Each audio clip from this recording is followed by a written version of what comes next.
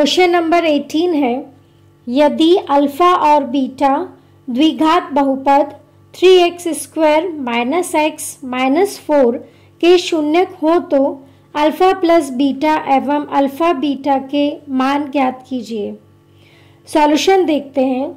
3x² - x - 4 जो हमें ये द्विघात बहुपद दिया गया है, इस द्विघात बहुपद की तुलना हम ax² plus bx plus c से करते हैं तो हमें प्राप्त होता है a = 3, b = -1, c = -4। x² का गुणांक a तो x² का गुणांक है यहाँ पर 3 तो a = 3, x का गुणांक b तो यहाँ पर b की तुलना करते हैं तो x का गुणांक है -1। इस तरह हमें प्राप्त हुआ b = -1 और अचर पद c = -4।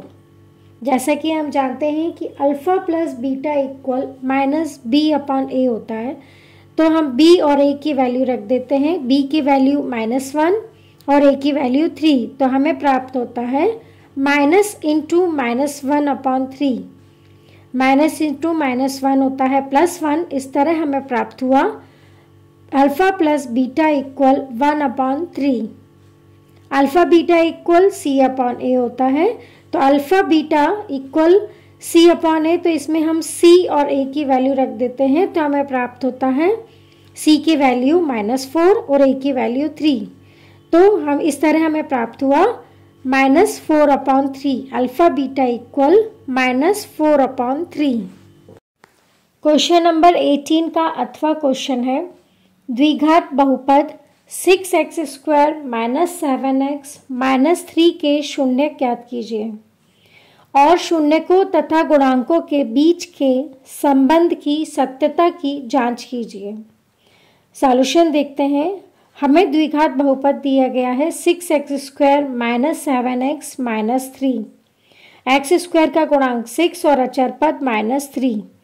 हम x² के गुणांक और अचर पद का मल्टीप्लाई करते हैं तो हमें प्राप्त होगा -18 और मध्य पद है -7x। अब हम ऐसी दो संख्याएं लेते हैं जिनका मल्टीप्लाई करने पर -18 प्राप्त हो और प्लस या माइनस करने पर -7x प्राप्त हो। तो हम ऐसी दो संख्याएं चुनते हैं जो हमारे पास प्राप्त होती है -9 और 2। -9 और 2 का मल्टीप्लाई करेंगे तो हमें प्राप्त होगा -18। इस तरह हम लिख सकते हैं 6x² - 9x + 2x - 3। अब हम जो कॉमन है कॉमन निकाल लेते तो हमें प्राप्त होगा 6x² - 9x में कॉमन है 3x, तो 3x कॉमन लेंगे तो हमें प्राप्त होगा 2x - 3 और 2x - 3 में 1 हम लिख लेते हैं यहाँ पर, तो हमें प्राप्त होगा +1 × 2x - 3। अब 2x - 3 को भी कॉमन ले लेंगे तो हमें प्राप्त होगा 2x - 3 × 3x + 1। अब चूंकि जो है 6x² - 7x - 3 का मान 0 होगा जब या तो 2x - 3 = 0 होगा अथवा 3x + 1 = 0 होगा। अब हम 2x - 3 = 0 को हल कर लेते हैं तो -3 का हम ट्रांसफ़र करेंगे तो हमें प्राप्त होगा 2x = 3। जो 2 में मल्टीप्लाई है ट्रांसफ़र करेंगे हमें डिवाइड में प्राप्त होगा। तो इस तरह हमें x की वैल्यू मिलेगी x = 3/2। 3x + 1 को सॉल्व करेंगे, 3x + 1 = 0, तो +1 का हम ट्रांसफ़र करेंगे तो हमें प्राप्त होगा 3x = -1। 3 जो मल्टीप्लाई में है ट्रांसफ़र करेंगे तो हमें प्राप्त होगा x = -1/3। अतः 6x² - 7x - 3 के शून्यक 3/2 और -1/3 होंगे। अब हमें शून्यकों तथा गुणांकों के बीच के संबंध की सत्यता की जांच करनी है, तो हम शून्यकों का योग निकालते हैं। तो जो हमें शून्यक प्राप्त हुए हैं उनका हम योग प्राप्त करेंगे तो हमें प्राप्त होगा 3/2 प्लस इंटू -1/3।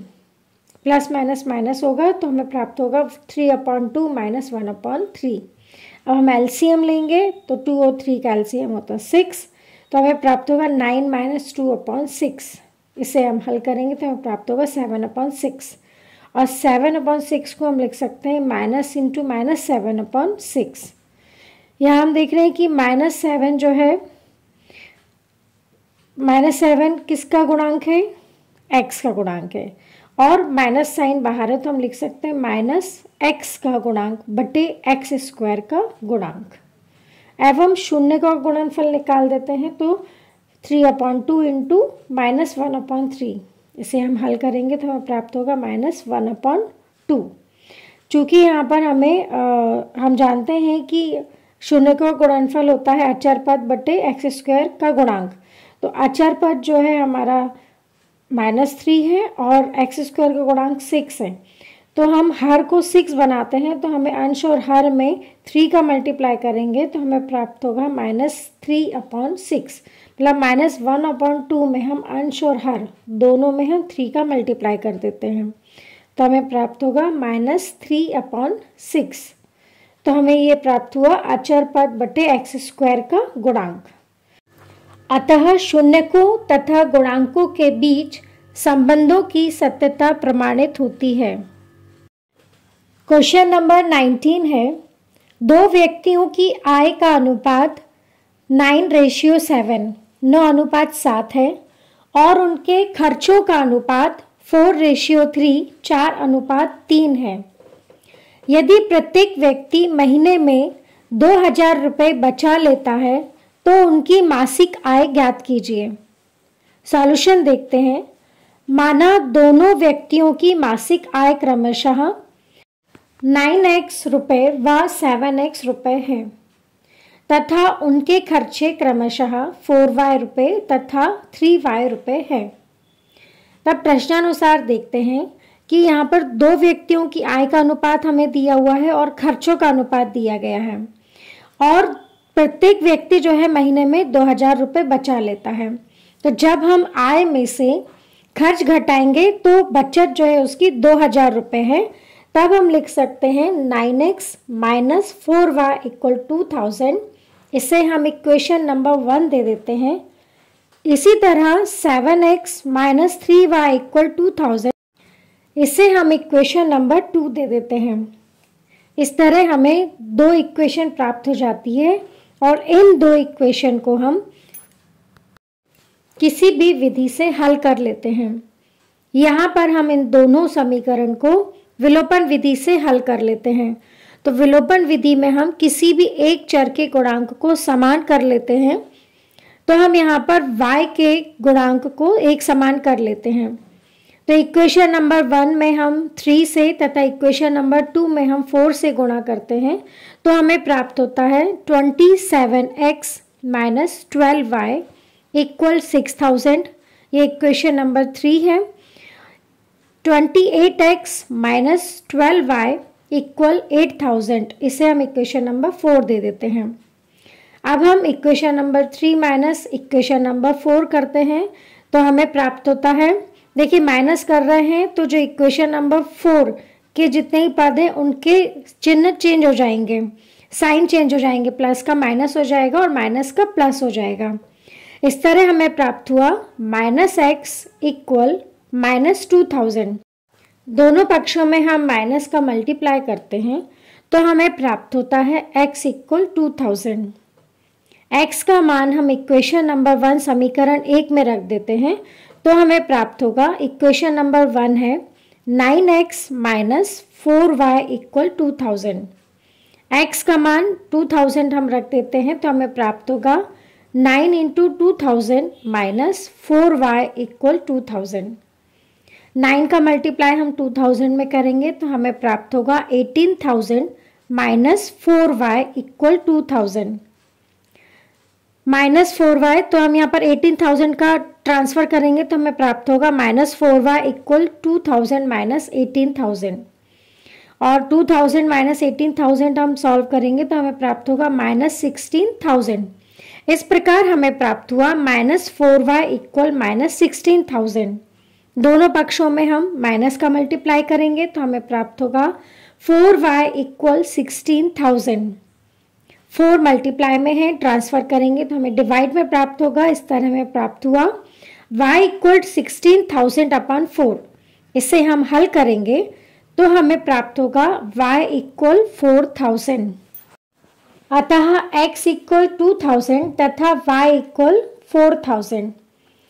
इसलिए व्यक्तियों की मासिक आय क्रमशः होगी 9x रुपये इक्वल टू 9 में हम x का जो वैल्यू है उसका मल्टीप्लाई करेंगे। x की वैल्यू हमें प्राप्त थी 2000, तो 9 इंटू 2000 इक्वल टू 18,000 रुपये।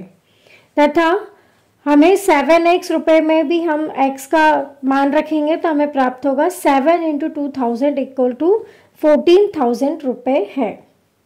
अतः हमारा आंसर है 18,000 रुपये तथा 14,000 रुपये। क्वेश्चन नंबर 19 का अथवा क्वेश्चन है, रैखिक समीकरण युग्म 3x plus 5y minus 8 equal 0, 9x equal 2y plus 7 को विलोपन विधि से हल कीजिए। सॉल्यूशन देखते हैं।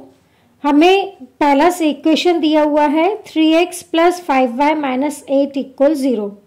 -8 का हम ट्रांसफर कर देते तो हमें प्राप्त होगा 3x प्लस 5y इक्वल 8। इसे हम इक्वेशन नंबर 1 दे देते हैं। हमें जो अब दूसरा समीकरण दिया गया है वो है 9x equal 2y plus 7। 2y का हम ट्रांसफर कर देंगे तो हमें प्राप्त होगा 9x माइनस 2y इक्वल 7। इसे हम इक्वेशन नंबर 2 दे देते हैं। हमें जो रैखिक समीकरण युग्म दिए गए हैं उसे हमें विलोपन विधि से हल करना है। विलोपन विधि में हम किसी भी एक चर के गुणांक को समान बना लेते हैं। यहाँ पर हम y के गुणांक को समान बना लेंगे। अब हम इक्वेशन नंबर 1 में 2 से तथा इक्वेशन नंबर 2 में 5 का गुणा कर देते हैं। तब हमें प्राप्त होता है 6x प्लस 10y इक्वल 16। इसे हम इक्वेशन नंबर 3 दे देते हैं। अब हमें इक्वेशन नंबर 4 प्राप्त होता है। इक्वेशन नंबर 4 है 45x माइनस 10y इक्वल 35। अब हम इक्वेशन नंबर 3 और इक्वेशन नंबर 4 को प्लस कर देते हैं, क्योंकि जिस चर के गुणांक को हमने समान बनाया है, एक हमें प्लस में मिला है और एक माइनस में, इसलिए हम इक्वेशन 3 और इक्वेशन 4 को प्लस कर देते हैं। तब हमें प्राप्त होगा 6x प्लस 45x होगा 51x, plus 10y minus 10y cancel हो जाएगा और 16 प्लस 35 हमें प्राप्त होगा 51।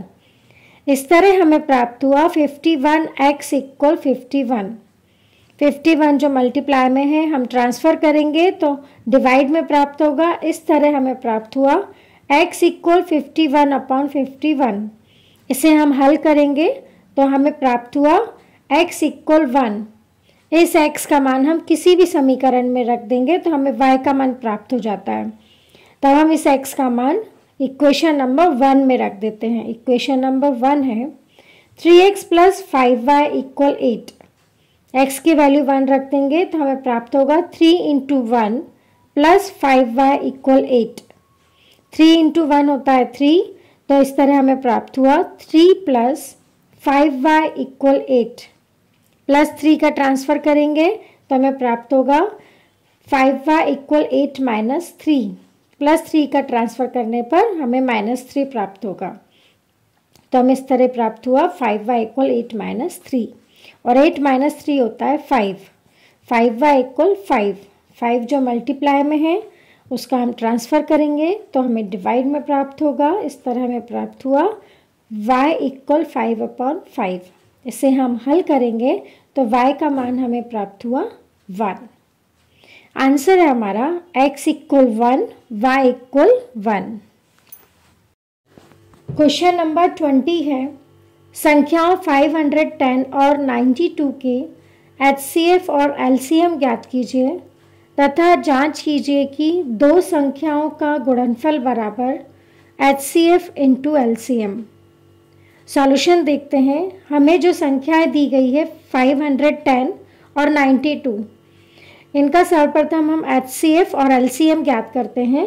तो हम HCF और LCM जो है अभाज्य गुणनखंड विधि से करते हैं, तो हमें प्राप्त होता है 510 equal to 2 into 3 into 5 into 17, और 92 का अभाज्य गुणनखंड प्राप्त होता है 92 इक्वल 2 इंटू 2 इंटू 23। यहाँ हम देख रहे हैं कि उभयनिष्ठ गुणनखंड 2 है। इस तरह हमें प्राप्त हुआ HCF इक्वल टू, एलसीएम निकालते हैं। जो उभयनिष्ठ गुणनखंड है उसमें हम 2 एक बार लिखेंगे उभयनिष्ठ में से, और बाकी जितने भी हमारे पास संख्याएं प्राप्त हुई है वो हम लिख देंगे। तो हमें इस तरह प्राप्त हुआ LCM equal to 2 into 3 into 5 into 17 into 23। जब हम इसे मल्टीप्लाई करेंगे तो हमें प्राप्त होगा 23,460। अब हमें जांच करने के लिए दिया गया है कि क्या दो संख्याओं का गुणनफल बराबर HCF गुणा LCM है क्या। हम देखते हैं, दो संख्याएं जो हमें दी गई है 510 और 92, हम इन दोनों का मल्टीप्लाई कर देते हैं तो हमें प्राप्त होता है 46,920। अब हम HCF गुणा LCM ज्ञात करेंगे तो हमें HCF प्राप्त हुआ था 2 और LCM 23,460। दोनों का मल्टीप्लाई करेंगे तो हमें प्राप्त होता है 46,920। इस तरह हम देखते हैं कि दो संख्याओं का गुणनफल उनके HCF और LCM के गुणनफल के बराबर है, अतः हमारी जांच पूर्ण हुई। क्वेश्चन नंबर 20 का अथवा क्वेश्चन है, दर्शाइए कि 6 प्लस √2 एक अपरिमेय संख्या है। इसका हम सॉल्यूशन देखते हैं। हमें यहाँ पर सिद्ध करना है कि 6 प्लस √2 एक अपरिमेय संख्या है। हम इसके विपरीत मान लेते हैं कि 6 प्लस √2 एक परिमेय संख्या है। यदि 6 प्लस √2 एक परिमेय संख्या है तब हम सह अभाज्य ऐसी पूर्णांक संख्याएं a और b is not equal to 0 ज्ञात कर सकते हैं कि 6 plus √2 equal to a upon b। सह अभाज्य संख्याएं वे संख्याएं होती हैं जिनका HCF 1 होता है। तो हमें प्राप्त हुआ 6 plus √2 equal a upon b। Plus 6 का हम ट्रांसफर कर देते हैं तो हमें प्राप्त होगा √2 equal a upon b minus 6। Plus 6 का ट्रांसफर करने पर हमें -6 प्राप्त होगा। तो इस तरह हमें प्राप्त हुआ √2 equal a upon b minus 6। अब हम यहाँ देख रहे हैं कि जो हमें राइट हैंड साइड में प्राप्त हुआ a अपॉन b माइनस 6, यहाँ a, b एवं 6 पूर्णांक हैं, इसीलिए a अपॉन b माइनस 6 एक परिमेय संख्या है और इसीलिए √2 भी एक परिमेय संख्या है। किंतु इससे इस तथ्य का विरोधाभास प्राप्त होता है कि √2 एक अपरिमेय संख्या है। अतः हम निष्कर्ष निकालते हैं कि 6 प्लस √2 एक अपरिमेय संख्या है।